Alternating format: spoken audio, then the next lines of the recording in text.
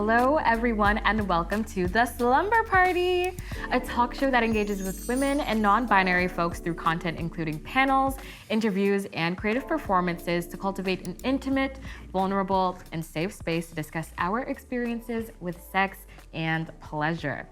My name is Chelsea Campbell, and tonight's party itinerary is as follows. We'll begin with a one-on-one discussion with myself and sexologist Maria Chung, finishing off our intimate talk with your burning questions. Then we'll have a sponsored ad break, followed by a panel discussion. Finally, we will end the evening on a high note with a creative performance by yours truly. Now, how many times have you been having a steaming conversation with someone, eager to discuss the potential ways you can please each other, and then they pop the question, what's your body count? Yeah, boo. For too long, women identifying folks have been asked this question in the hopes of either praising them or shaming them for their number. And today, we are here to address how the obsession with virginity and body count can impact us. So without further ado, I would like to welcome our sexologist, Maria Chung.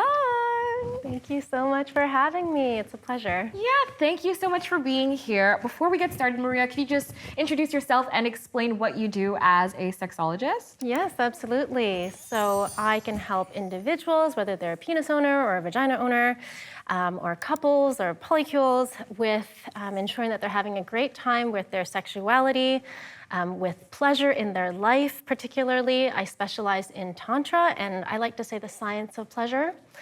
And ensuring that they're comfortable, they're safe, they're embodied, while they're actually exploring all of the pleasure that's possible for them. I love that. Very multifaceted. Awesome. So today's topic is the V word. So we would like to ask you some questions around the stigma about virginity. So firstly, why do you think virginity has historically been considered such an important aspect of a person's identity, and in particular women? Yeah, I think that's, there's many layers to that. I think societally, culturally, and anthropologically, let's say, many cultures actually had a period of time where they essentially have commoditized women. And even if you look at marriage, once upon a time, many cultures would marry so that their daughters would be able to be married into a wealthy family. And it was very much like an exchange. And the whole purpose was to gain power or monopolize on status. And so women, you could say, were really created in that system to be like, commodities. Right. And it, takes them out of equal playing field, if you will, with men who were mostly the ones playing the game, so to speak. Right. And we were just a part of their game. Yeah. I would say that has a huge part to it. And ever since that's happened, like our sexuality isn't even ours then, is it? Yeah. It's for the purpose of a game that's not even yours. Yeah. It's like a lose-lose kind of situation. Yeah, and I think we forget that that's happened once upon a time, and now there's like remnants of that. You could say like a ripple effect that's still left in the culture. Absolutely. And we're not even aware that that was actually where the origins of this might have happened. Yeah. But the beautiful thing is actually, we haven't always been like this. Like if you look at certain cultures, like ancient China, the Taoist times, women's sexuality was revered, absolutely revered. And it was seen as a powerful source, not just for creating life, because yes, we can do that. And we weren't just reduced to reproduction. Mm-hmm. We didn't exist just to do that. We were really revered for the wisdom that we held in that area particularly. Yeah. And then in other spaces, like in Rwanda, there's actually a practice called kunyaza. And it's actually like the practice of ensuring that men knew how to please women. Oh, wow. So there was a real reverence for ensuring. Interesting. Yeah, and it's been lost, and I know a sexologist out there who's actually bringing this back to life, because it used to be like a ritual or like a passage of rite for men to actually learn this so that they could please women and make sure that they understood this area particularly well. Yeah. And they weren't just, seeing the women in their life as a means to an end for their own pleasure. Right. Yeah. More communal, I think. if education could be centered around pleasure and responsibility for arousal and pleasure, we would really be able to level ourselves out, be more balanced in this area, be more responsible in this area, and everyone would just have a better time. Yeah, I agree. So then in that case, do you have like 3 quick tips for people that are trying to, steer away from the quick, ooh, pleasure, pleasure, pleasure, and then boop, I'm out completely, and, learn their bodies and different parts and areas of their bodies as well, and not just genitalia? Yes. I would say to pace themselves, go at their comfort. I think we live in a generation now where people are more self-aware and more conscious and more willing to speak up about their needs and check in with what their needs are even before going out and doing a bunch of stuff. So, check in, where are you at, and know that that's perfect wherever that is. Yeah. There's a lot of social pressure out there in the media and the way that sex is portrayed to hit these particular milestones at a particular age. Throw that out the window, Like trust yourself and trust what feels right for you. Own that and communicate that. Stay open and curious is what I would say, and take your time. And, you'll find your people, essentially. You'll definitely find your people, and just be curious. Stay curious. True, and it's not a race. No. It's not a race. No. I love that. Well, those are all the questions I prepared for you, but we did have some people submit some questions they wanted answered.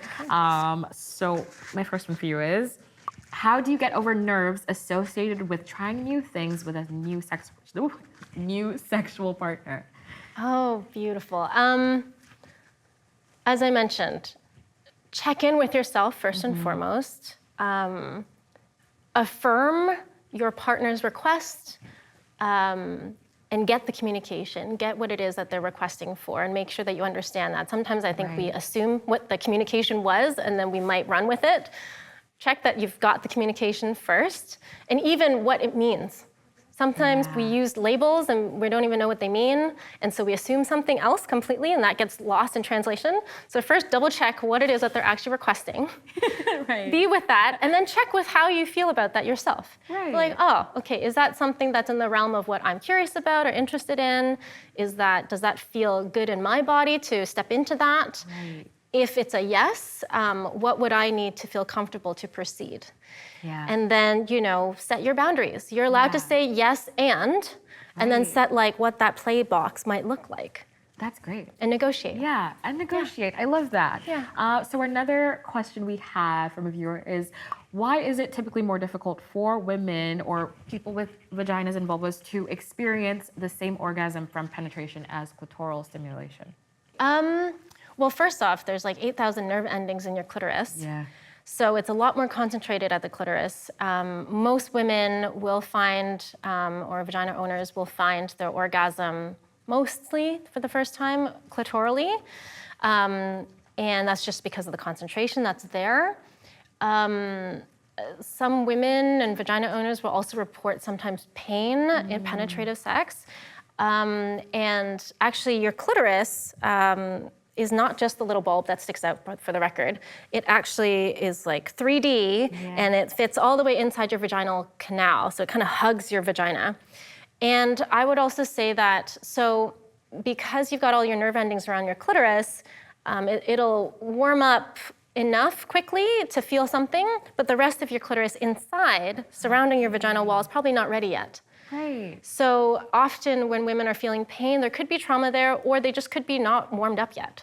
So that whole clitoral bulb, which is like arms around your vagina, will actually swell up. And if you're really aroused, your whole vagina, including the lips on the outside, will actually swell up too and make it more yummy for yourself to feel and for your partner to feel. So you want to ensure that you're warmed up for that too. And spending more time really will help that. Make sure that you're relaxed. And I'm so fascinated. That was great. I have one more quick one for you from a viewer. Is it normal to disassociate during sex?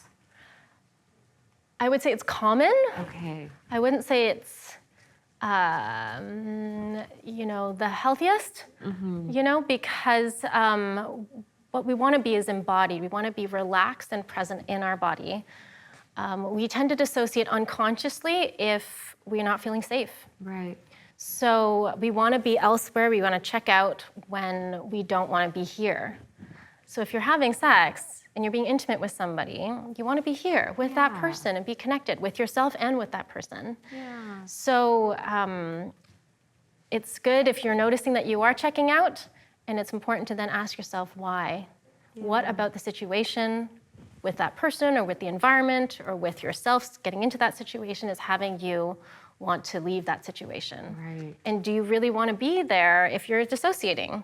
That's true. Right? So if that's the case, ask yourself and be willing to really check in before proceeding. Because what will happen is the more that you reproduce environments where you're not actually safe, your body will tell you. Yeah. Even if you try to convince yourself here that you're like, I want to be here and I want to do this thing, your body will find ways with time to be like, no, you don't. Yeah. You'll get tenser, you won't be as orgasmic or more as relaxed as you could be. Listen to your body. Yeah. So That's there you great. go. Yeah. Well, Maria, thank you so much. Those are all the questions I prepared for you. I appreciate your time here, and I'm sure all of our viewers do as well. But my sleepyheads, please do not fall asleep yet, because next up we will be joined by Gabby, Manya, and O as they talk about their unique backgrounds and sexual experiences.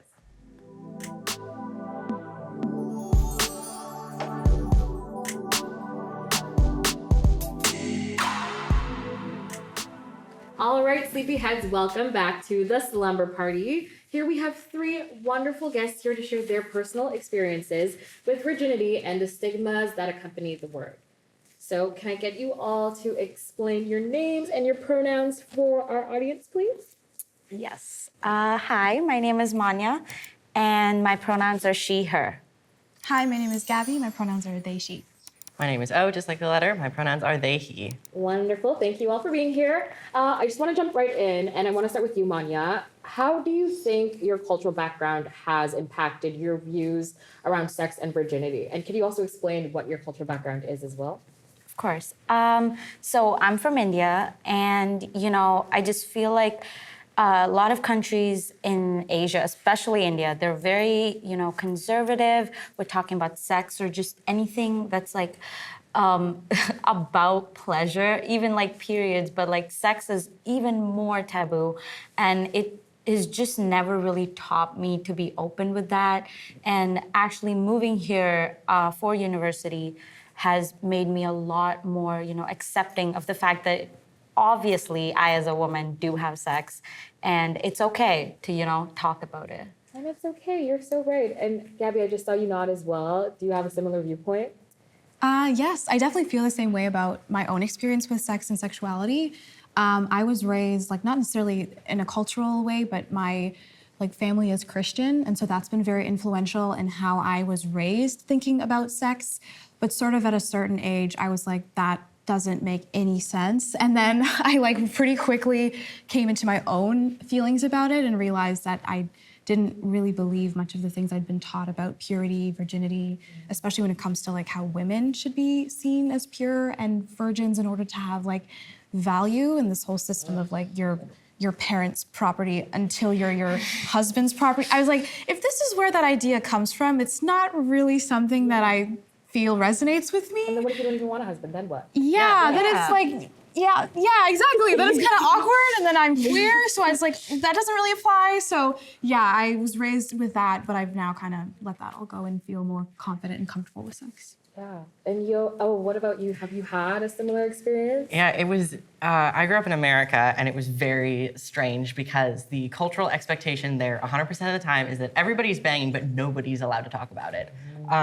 And I was on both sides of trouble with that because I was very curious growing up, and I was asking a lot of questions that people did not want me to ask. And at the same time, I felt like I was lagging so far behind. Everybody knew all this stuff and I didn't, which is central theme of my life. But it was so strange to not know anything and be expected to know everything at the same time. Yeah, and all of you have kind of touched on the idea of, knowing that people are having sex, but also kind of being shamed into talking about it. Has this affected how you viewed yourself and your experiences when you were first sexually active? Has purity culture played an effect into how you viewed yourself or the actions you would take? Personally, no. And I'm very grateful to say that because I'd say, because for me that was tied to religiosity. Once I was no longer religious, I pretty much let that go because I realized that actually a lot of the stigma around sex, if it comes from that place, is not valid if I don't find those views valid anymore. So it was easier for me to kind of let go of that. Like, of course, there was still like a lot of cultural stigmas around it, but I also noticed that a lot of that's tied to misogyny, and that's also something that once you see, it's hard to get on board with it because it's like, this is a belief that actually hurts me and is against me, so why can't it, like, it's hard to then go along with it after that. So yeah, when I started being sexually active, when I started being curious about sex, like in my teen years, it was time for me to let go of that. Otherwise, it would have been pretty hard to feel sexual and still be ashamed of that. Yeah, and I love that you said that because I had I would say a bit different of an experience where I was like nervous, like, oh, do I have sex? But then if I do, like, what happens to me and what's everyone going to think of me? Which it should be nobody's business but your own. But I want to know, Manya, what about you? Do you agree with Gabby? Has your experience been a bit different when you were first sexually active? Yeah, I feel like I was on like the opposite end of this conversation. Like, I wasn't very sexually active until like very recently. And I lost my virginity as like, in an American sense, it is pretty, I guess, late, but there's to each their own. And I just always felt like, I used to talk to my friends and they were like, oh, like, how is that possible? Like, we've done this ages ago. And it just like, there's a peer pressure as well that just like makes you feel like, oh, you're supposed to be doing something that you're not even ready for. And like, I've had times where I was just like, okay, now I'm just doing it for the sake of it. Like, I'm just wanting it for the sake of that status of like not being a virgin anymore, which is not what it should be. It should be fully consensual amongst, like, within yourself as well. Yeah, and that's great advice. Like, we should take our time and not feel pressured to have sex or to not have sex. Everyone moves on their own time frame. And what about you, O? Yeah, when I lost like my girl virginity, because that was my first go of it. It was, well, first of all, a lot of people will tell you that doesn't count, which is so weird. Sex is sex. I don't know what to say. Right, and defining sex in and of itself is such like a horrible gambit to run through, which is why like when I started being sexually active, it was like largely it just kind of wound up like that. But I don't get the obsession with like your first time has to be with like exceptionally special and with somebody that you're going to be with for a long time. Like that set me up for failure so bad because I had sex with this girl and then she didn't really want much to do with me afterwards and I was destroyed. And it's like, if it was just about like, okay, let's play around. Like sex and play are synonymous with me, that you cannot separate them. It should be a fun experience. And like the pressure to make it this big like ceremony where you like move your virginity tassel from one side to the other. Garbage. Pop like, your chair. It's not helpful. And I'm curious to know, because it sounds like you have first experienced that shame and like, oh no, this person I lost my virginity to wants nothing to do with me, but now you're more accepting of, oh, it's just the person I had a sexual relation with. Exactly. How did you get to where you are now? It's been a lot more experience, like going through and meeting more people and seeing new sexual experiences and like engaging in the kink community has been something that has been so wonderful because like they know how to have fun. Like we like to party. And separating I think that sex can be something that is like very personal and divine and wonderful. And like connection forming, but it can also just be like something that you do for fun. Right. Like it can be something that you do to explore how your body works and see what things you like. I don't think there's anything wrong with that. I agree. And so now my next question is for Gabby, because I would say, do you define yourself as someone who would say you are sexually liberated? And within yourself, yeah, beautiful. So,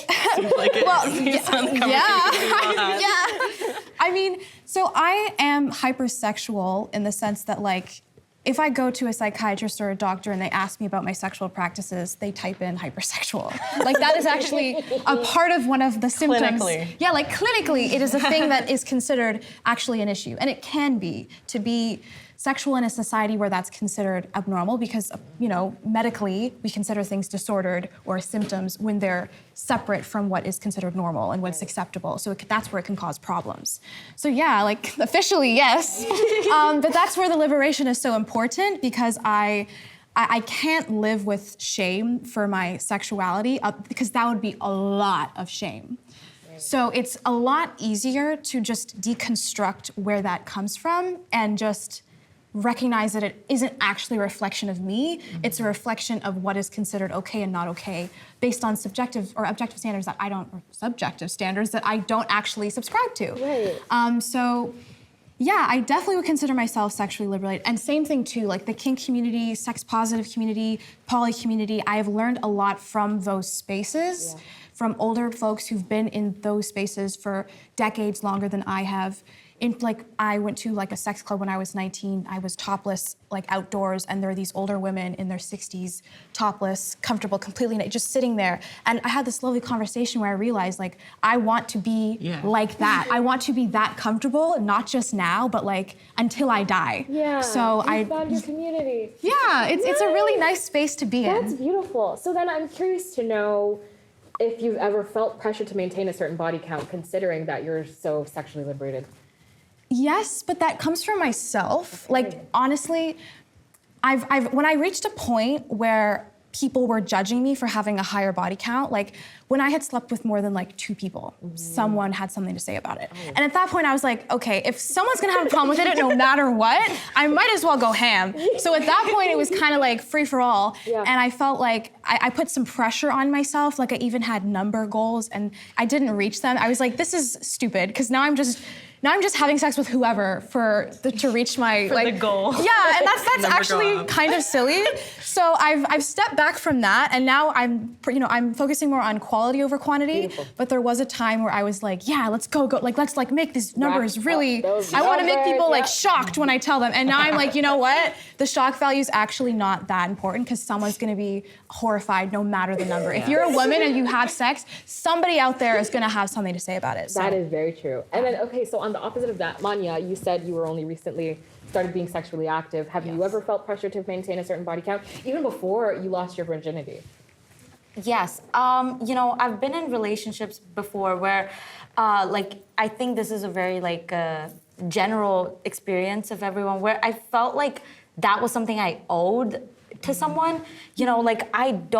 Relationships can be just romantic, or maybe it's just depending on the time. And I was in high school then, and my body was not ready. My mind was not ready. But I just felt like I needed to do that. So I had I had this thing in my mind just being like, oh, well, TikTok, when is it gonna be lost? And that was not a very healthy state of mind, because then I was just doing it for the sake of it. I didn't have my own pleasure at the forefront of it, which is supposed to be, how sex is. You have to enjoy it and be comfortable for it. Absolutely. And you've been nodding. You were nodding to everything. I'm a nodder. I'm a certified nodder. Some more to add. It's like I definitely can relate to the idea of might as well see how high I can make that number go. But I think also the idea of the body count and the putting hard numbers on things is a very limited way of thinking about sex. Sex can be whatever you want it to be. You can have sexual joy from all different kinds of experiences. Penetration is not the end all be all. And that was something that I definitely, because growing up, I was very outwardly queer for a long time. I was like, yeah, I'm a lesbian. And then it was like, oh, I'm actually trans. And then I had a bisexuality crisis when I realized, I was like, I can't keep having sex with men and calling myself a lesbian. Oh my God. It's just too fun. But I think as we move towards a world that is more, gender fluid and sexuality fluid, the numbers become less of an issue. And at some point you stop being able to count. Right. And then what counts? Yeah, it's what is it does it have to be full-on planned penetration, or can it just be like something that gave you like that gave you the twitchies, you know? Like Exactly, and it's a full body experience. It Yeah. doesn't have to just operate from your genitals. So before we end off, I want to finish on a good note with some good advice. So my question for all of you is, what advice would you give to someone who is struggling with the pressure to conform to societal norms around virginity and their body count? I would just say it's really not as big of a deal. Like O said, it's not like a hat moment. It's not, you know, it's not this crazy thing that changes in an hour of you or a minute, I don't know. It doesn't change. It's not as big of a deal as you're making out to be. As long as both parties involved are comfortable, they're having fun, you can have that experience on your own privately, publicly, but it just needs to be comfortable and consensual. Right. Otherwise, it's not as much as you're making it out to be, because that's just gonna ruin your experience, and I don't want that for you. Right. And safe, comfortable. Oh yes, and safe. Please be safe. Yes, I would say that the skills or lack of skills that you have outside of sex are going to translate into sex. If you are a people pleaser, you can expect that those same issues are going to translate into sex. If you struggle communicating, it's not gonna just come to you when you're having sex. So these are things that need to be worked on outside of sex because it makes it a lot easier. Especially communication. I think communication is a really, really big thing. Setting your boundaries, knowing your boundaries. And if you don't know them, that is okay, but you do have to be in a situation where you can say no. And that means being more selective with your partners. That means being more selective with the setting, with the activities that you're doing, taking things slower, communicating more, asking, checking in more. And if your partner isn't familiar with that kind of communication, then initiating it yourself and saying like, you know, hey, let's slow down. Like you can actually say that, and I think people sometimes forget because we're just sort of expected to go through the motions, and it's awkward.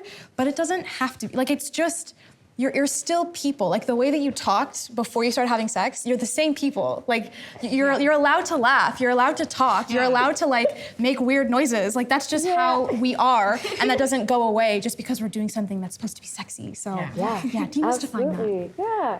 My advice is to get silly with it. That is my best advice, is that if you are trying to make sex a serious and formal thing, then you are directing a pornography that nobody is going to watch. Yeah. Like you need to put yourself into the space that you are able to feel like you can.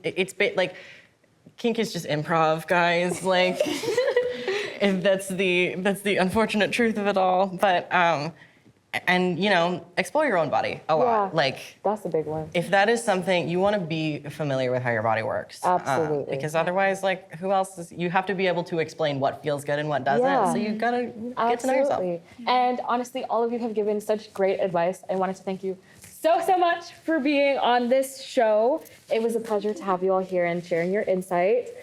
These are all the questions we do have for you, but don't fall asleep yet, because in a moment, we will be getting a spoken word poem by yours truly. So don't fall asleep, but we will be back after the break.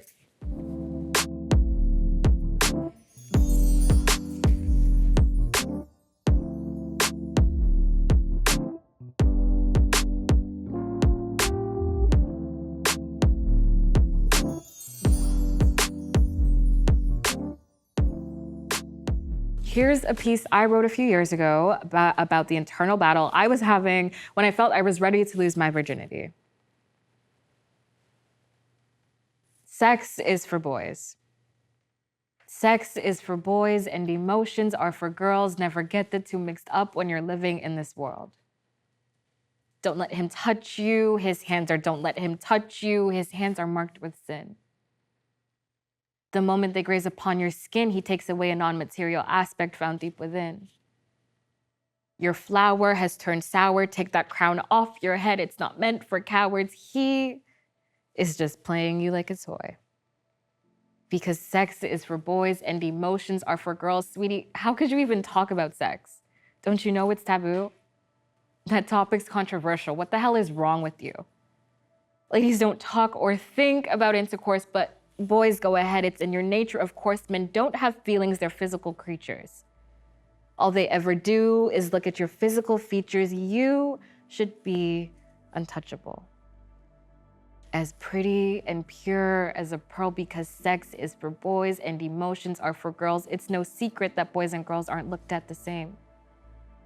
They're both free to do the same things, only difference is girl gets a whole lot of shame. Baby girl, you better cleanse your mind, body, and soul. You're running around like a slut, gain some damn self-control. Honey, you'll just end up hurt. He'll decrease your worth and no one will ever want you. Committing these actions are equivalent to being cursed.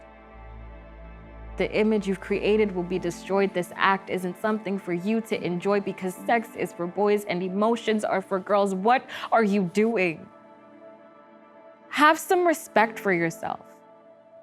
Sex is meant solely for your husband and no one else. And why, you ask? This is unfair. There's a double standard.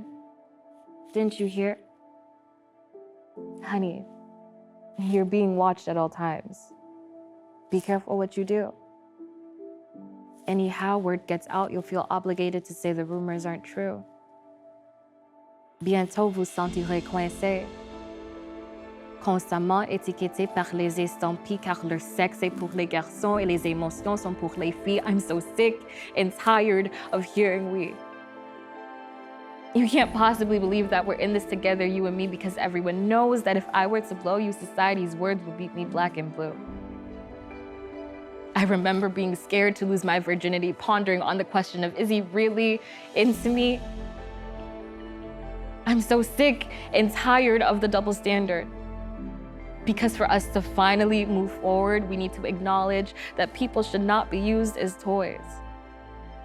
And realize that sex is not only for boys. Thank you so much, everyone, for watching our first ever episode of The Slumber Party. Do not forget to follow us on Instagram at The Slumber Party with 2 Y's for more sex-related content. But until next time, sweet dreams, Slumber Party queens.